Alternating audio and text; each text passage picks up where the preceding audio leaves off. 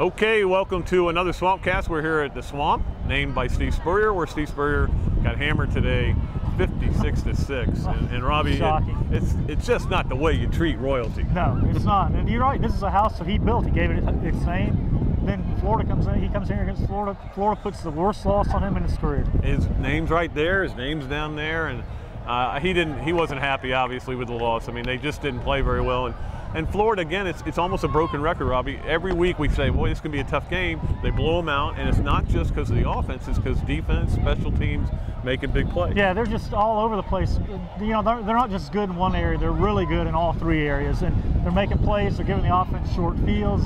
Special teams is scoring. You know, defense is scoring. Yeah. It's just amazing. Well, they get the early fumble and to stop the one drive, and you can feel a little momentum going. And what happens? Brandon Spikes picks it off, runs it in. And where did Brandon Hicks come from? Well, he was all over the field, that's for sure. But, you know, Meyer was saying, you know, you look at the scoreboard, it's 28-3, and you're going, how did that happen? Yeah. We have 100 yards of offense. It's because all the other things are doing so well. And then you make them one-dimensional, and they gave up on the run, and they started, I think, got a little bit frustrated and tired, and then Florida broke a couple of runs. Of course, the one by Percy Harvin, that was a sweet run to start the half. Yeah, he just streaked right through him. It was unbelievable.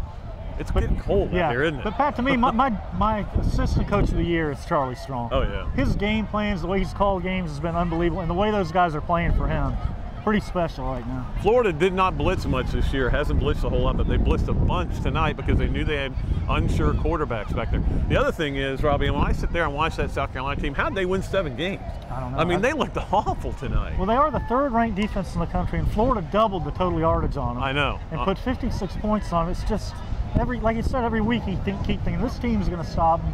Nobody's stopping them. Well, you know, one interesting thing that Meyer said today was that he thinks that this team is fueled by the embarrassments of last year.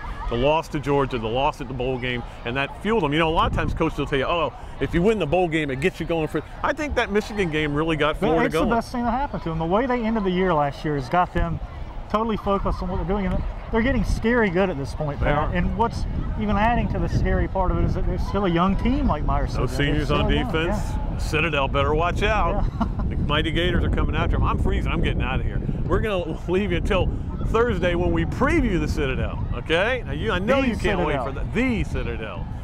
That's George Edmondson's old school. Yeah. And he's his last game.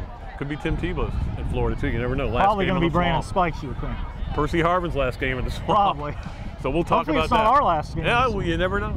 But we'll talk about that next week. Until next time, we're going to go upstairs in the warm press box and write, okay? We'll see you from Florida Field, also known as the Swamp.